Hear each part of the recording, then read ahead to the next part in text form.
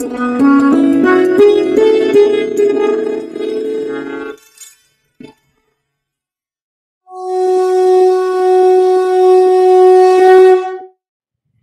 माता और बंधुओं, अब एक भजन होगा और भजन के साथ साथ सभी भाई बहन अपने अपने इष्ट को याद करेंगे, ध्यान करेंगे उनका। हमारा रास्ता ध्यान योग, ध्यान योग का है और ध्यान को कैसे अपनी जिंदगी में जोड़ते हैं ये जानना बहुत जरूरी है। कैसे जुड़ेंगे, कैसे बढ़ेंगे इस रास्ते के अंदर, कैसे अपने जीवन को सफल बनाएंगे, बहुत जरूरी है जानना। सबसे बड़ी बात यह है कि हमारा देश जो है आध्यात्मिक देश है और हमारे देश में 99% लोग ऐसे हैं जो परमात्मा को मानते हैं और अपने किसी न किसी ढंग से परमात्मा का पूजा करते हैं।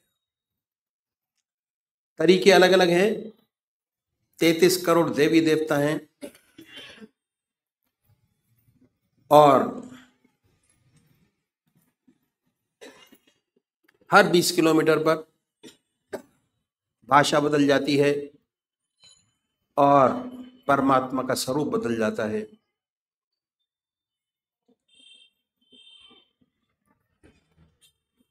तो हम सब लोग जानते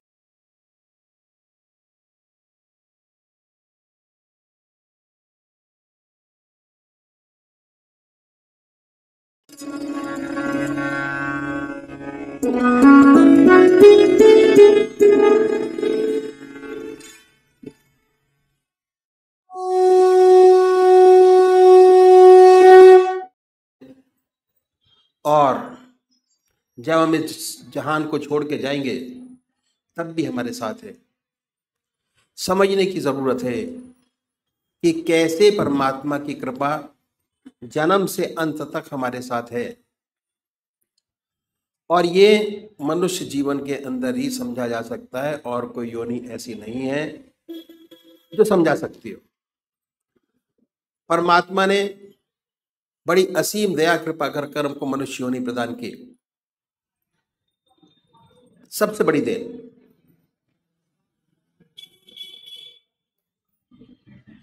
और हमारे सामने हमारे कर्म जो हम पहले जन्म में करके आए, कितने जन्मों के सत्कर्म हैं हमारी आत्मा के साथ, वो ये प्रदर्शित करता है कि हमको परमात्मा ने फ्री कर दिया। बिल्कुल सब कुछ किया जा सकता है और जो आज कर रहे हैं उसका फल भोग आगे प्राप्त करेंगे। तो इसलिए जिस कर्म को पहले करके आए अगर उसी कर्म को बढ़ाएंगे हमारा जीवन बड़ा सुंदर, और ये जीवन क्या अगले जो जीवन होंगे वो भी बड़ी सुंदर और सुखद पूर्ण व्यतीत होंगे। ये तो हो गई, present will be very good. तो सबसे पहले हमको क्या करना है, हम मंदिर जाते हैं, भजन करते हैं, कीर्तन करते हैं, आरती करते हैं। ये पहले तरीके की पूजा है, फर्स्ट स्टेप ऑफ पूजा। मंदिर जाना, भगवान जी को जल चढ़ाना और भगवान जी को निलाना, उनके कपड़े बनाना, भक्ति भाव, फर्स्ट टाइम पूजा पहली। इसका फायदा बहुत जबरदस्त है पर यह शारीरिक पूजा है। मन अपने काम में लगा रहता है और शरीर मंदिर जाते हुए आते हुए और उस समय भी स्थिर नहीं हो पाता। दूसरा तरीका है ध्यान योग, आनंद योग, सहज योग, मानसिक पूजा, मन से। उसमें शरीर तो इन्वॉल्व होता ही है, साथ साथ मन के अंदर ये धारणा रहती है कि हमारा इष्ट हमारे सामने विद्यमान है, और कंसंट्रेशन हमारा जो पहली पूजा है उससे थोड़ा अधिक बनना शुरू हो जाता है। हमारा रास्ता ध्यान योग का दूसरे नंबर का तरीका है, जिसमें मन और शरीर दोनों साथ साथ इन्वॉल्व होते हैं, और कंसंट्रेशन हमारा बहुत सुंदर और अच्छा बनता चला जाता है अपने इष्ट के चरणों में। तो सबसे पहली बात कि हमको एक इष्ट का चुनाव करना है। सबसे पहला काम जो साधक है, सबसे बड़ा उसका काम एक इष्ट का चुनाव करना, और वो भी जो आपकी आत्मा को सबसे प्यारा और सुंदर लगता है उसको चुने। कोई वे राम को मानते हैं, कोई कृष्ण को मानते हैं, कोई देवी को मानते हैं, कोई हनुमान जी को मानते हैं। जो जिसका इष्ट है, 33 करोड़ देवी देवता में अपने इष्ट को चुन लीजिए, जो आपकी आत्मा को सबसे प्यारा लगता है। दो बत्ती अगरबत्ती जलाएं, बड़े प्यार से बैठिए सुखासन से।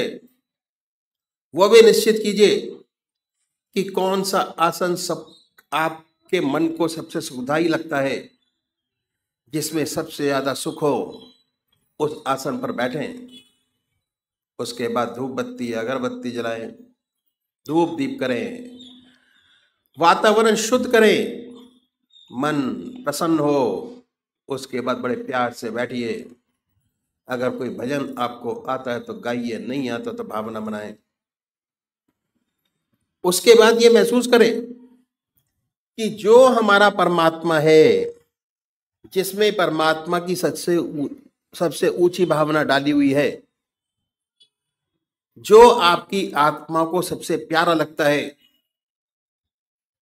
उसको ये महसूस करें कि वो हमारे सामने विद्यमान है, आपके सामने सह शरीर बैठा हुआ है। अब वो फोटो में नहीं है, मूर्त में नहीं है, सह शरीर हमारे सामने मौजूद है। ख्याल से उस पवित्र मूर्त को अपने सामने बनाएं, और ये ख्याल करें बड़ी बड़ी आंखें हैं, गोल चेहरा है, जटाएं हैं, सर्पों की माला है। आपका इष्ट जो आपकी आंखों के सामने हमेशा आता है, उसको अपने सामने बनाइए, उस पर अपने मन को कंसंट्रेट करिए, उसी को देखिए। ना कोई और शक्ल बने, ना कोई और विचार आपके सामने आए। और जैसे ही आप ये प्रोसेस शुरू करेंगे, ऐसे ऐसे विचार आपके सामने आएंगे जो आपने जिंदगी में कभी सोचे नहीं होंगे। उन विचारों को हटाएं, फिर अपने इष्ट की याद में लगिए। फिर अपने विचार को हटाएं, अपने इष्ट की याद में लगिए। अगर आज ये ध्यान करते हुए, अपने इष्ट की मूर्त बनाते हुए, दिल की हर धड़कन से अपने इष्ट का नाम लेते हुए अगर 100 विचार 1 मिनट में आते हैं, तो कुछ समय बाद अगर यही प्रैक्टिस आपने जारी रखी, उन विचारों में कमी आएगी। और उसके बाद एक दिन ऐसा आएगा कि आप बैठे होंगे और आपका इष्ट सामने होगा, ना कोई विचार होगा ना ख्याल। उसमें ऐसे तल्लीन होंगे, ऐसे खोए होंगे, कितनी मन को शांति मिलेगी। जितना मन पर भार होगा वो हल्का होगा, और ऐसी ऐसी समस्याएं हल होंगी जो जिंदगी में आपने सोचे नहीं होंगे कि ये भी हल होंगी। बहुत सुंदर समा होगा, बहुत मन खुश होगा। मन खुश आत्मा खुश, प्रसन्नता ही प्रसन्नता है, समाज खुश, दूसरे वो भाई हैं जो निराकार भगवान के उपासक हैं, ओम अल्लाह वाहेगुरु, वो नाम को चुने, बड़े प्यार से बैठिए और ये सुख आसन से और ये ध्यान कीजिए कि हमारे मन से ओम नाम निकल रहा है, या जो नाम आपने चुना है वो निकलता है और वाइब्रेट करता है पूरे शरीर के अंदर। उसके वाइब्रेशंस को महसूस करें, उसकी प्रेजेंस को महसूस करें और उसके आनंद से आनंदित होइए। ये पूरा रास्ता ध्यान योग का आनंद ही आनंद का है। बस थोड़ा समझने की जरूरत है।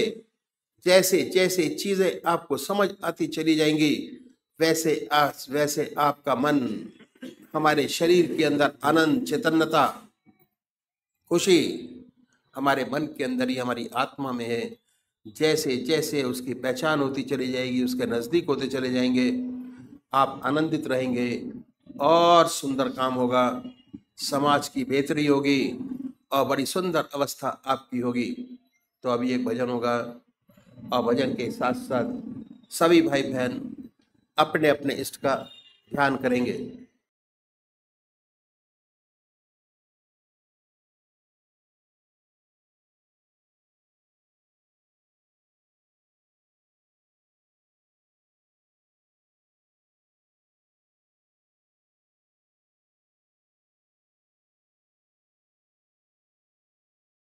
याद अकेले में तेरी आती है, रो लेता हूँ मैं। याद अकेले में तेरी आती है, रो लेता हूँ मैं। आंसुओं से अपने मुँह अपना ही धो लेता हूँ मैं। याद अकेले में तेरी आती है, रो लेता हूँ मैं। याद अकेले में तेरी आती है, रो लेता हूँ मैं। पहुँच जा आंचल से अपने, आके तू आंसू मेरे पहुँच जा। आंचल से अपने आके तू आंसू मेरे।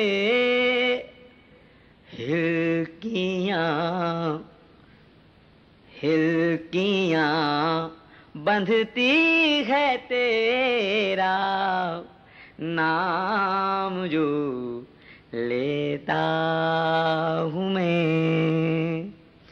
हिलकियाँ बंधती है तेरा नाम जो लेता हूँ मैं। आंसुओं से अपने मुँह अपना ही धो लेता हूँ मैं।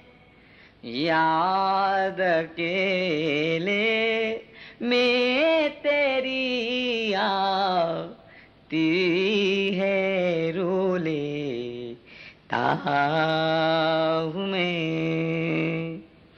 याद याद अकेले में तेरी आती है, रो लेता हूँ मैं। काश सीने पर तेरे पड़ते ये आंसू प्रेम के, काश सीने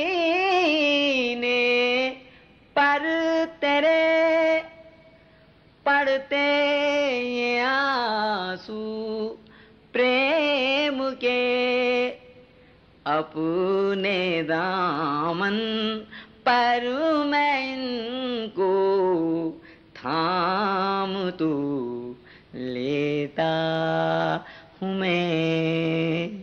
अपने दामन पर मैं इनको थाम तू लेता हूँ मैं। आंसुओं से अपने मुंह अपना ही धो लेता हूँ मैं। याद अकेले में तेरी आती है, रो लेता हूँ मैं। याद अकेले में तेरी आती है, रो लेता हूँ मैं। याद अकेले में तेरी आती है, रो लेता हूँ मैं। याद अकेले में तेरी आती है, रो लेता हूँ मैं। आंसुओं से अपने मुंह अपना ही धो लेता हूँ मैं। याद अकेले में तेरी आती है, रो लेता हूँ मैं। याद अकेले में तेरी आती है, रो लेता हूँ मैं। पहुँच जा आंचल से अपने, आके तू आंसू मेरे पहुँच जा आंचल से अपने, आके तू आंसू मेरे हिलकियाँ बंधती है तेरा नाम जो लेता हूँ मैं। हिलकियाँ बंधती है तेरा नाम जो लेता हूँ मैं। आंसुओं से अपने मुंह अपना ही धो लेता हूँ मैं। याद अकेले में तेरी आती है, रो लेता हूँ मैं, याद अकेले में तेरी आती है, रो लेता हूँ मैं। काश सीने पर तेरे पड़ते ये आंसू प्रेम के, काश सीने पर तेरे पड़ते ये आंसू प्रेम के, अपने दामन पर मैं इनको थाम तू लेता हूँ मैं, अपने दामन पर मैं इनको थाम तू लेता हूँ मैं। आंसुओं से अपने मुंह अपना ही धो लेता हूँ मैं, याद अकेले में तेरी आती है, रो लेता हूँ मैं, याद अकेले में तेरी आती है, रो लेता हूँ मैं।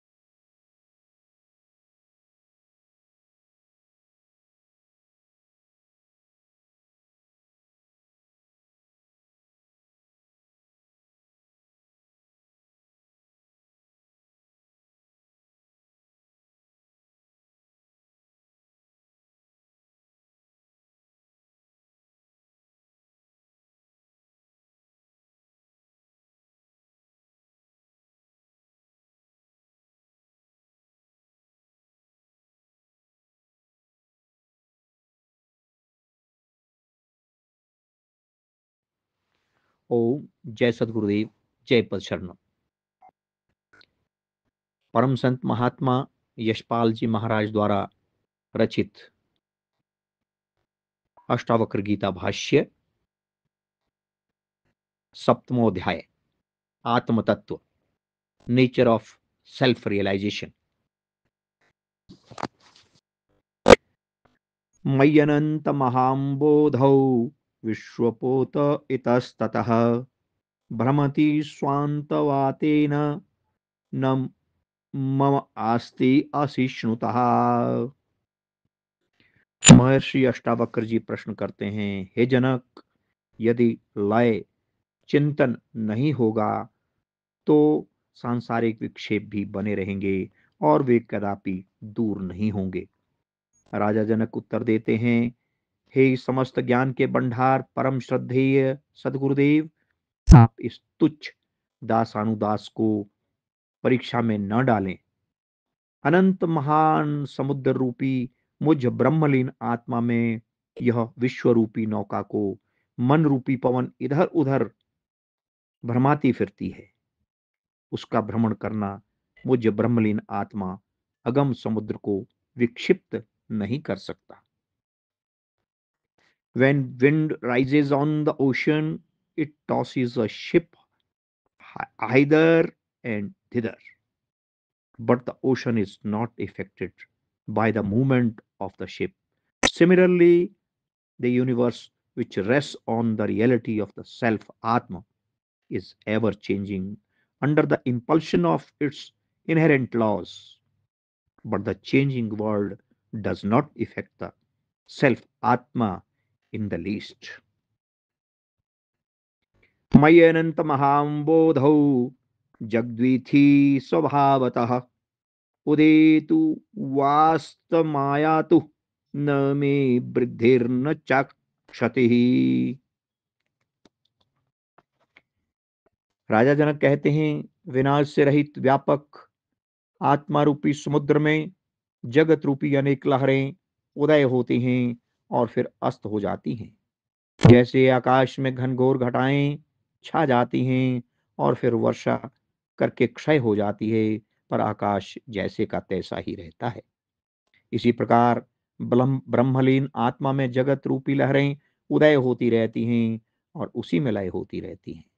उनके उदय होने से आत्मा की वृद्धि नहीं होती है और न उनके अस्त होने से आत्मा की कोई हानि होती है। जैसे समुद्र की लहरों के उदय और अस्त होने से समुद्र की कुछ भी हानि नहीं होती है। A wave is not different from the water of the ocean itself. Only name and form have been added. There is no increase in substance. Exactly so is the word. Its reality is the self Brahmalina Atma itself. The objects of the world are just like waves in the ocean. Their names and forms are superimposed on the reality of the self Atma, and when they disappear, names and forms vanish. The reality is ever the same. मयि अनंत महाम्बोधौ विश्वम नाम विकल्पना अति शांतो निराकार एतत् एतत् एवं आस्थितः। समुद्र और लहर के दृष्टांत से किसी को ऐसा भ्रम न हो जाए कि आत्मा का विकार जगत है। इस भ्रम को दूर करने के लिए राजा जनक आगे कहते हैं, मुझ महान समुद्र रूपी ब्रह्मलीन आत्मा में जो जगत की कल्पना है वह भ्रम मात्र ही है, वास्तव में ऐसा नहीं है, क्योंकि मेरा अनंत स्वरूप निराकार है। यह संसार माया और गुणों का पसारा है। प्रकृति प्रकृति में बरत रही है, गुण गुणों में बरत रहे हैं। मैं ब्रह्मलीन आत्मा सदैव अत्यंत शांत रूप होकर स्थित हूं। The world is the creation of Maya. The self Brahmalit Atma is ever formless. The self is ever unaffected by the objects and happenings of the world, and such as always remains unimaginably calm, Param Shant. नात्मा भावेषु नो भावा सत्रन तते निरंजने नित्यसक्तो अस्पृह शांत एतत्वाहम आस्थितः। आत्मा देह आदि में आश्रित नहीं है, क्योंकि आत्मा व्यापक है। देहादिक सब परिच्छिन्न है। व्यापक परिच्छिन्न के आश्रित नहीं हो सकता है, और आत्मा निराकार होने से देहादिकों की उपाधि भी नहीं हो सकता है। देहादि उस अनंत निर्द्वंद आत्मा में नहीं है। देह और इंद्रियादिक आत्मा की उपाधि नहीं है, क्योंकि आत्मा अनंत और निरंजन है, और देहादिक अंतवान और नाशवान है। आत्मा संग रहित, इच्छा रहित एवं शांत स्वरूप है। The self is all pervasive and infinite. It therefore cannot be contained by finite objects such as body and mind. Really speaking, all objects are superimposed on the self and therefore do not really exist in the self.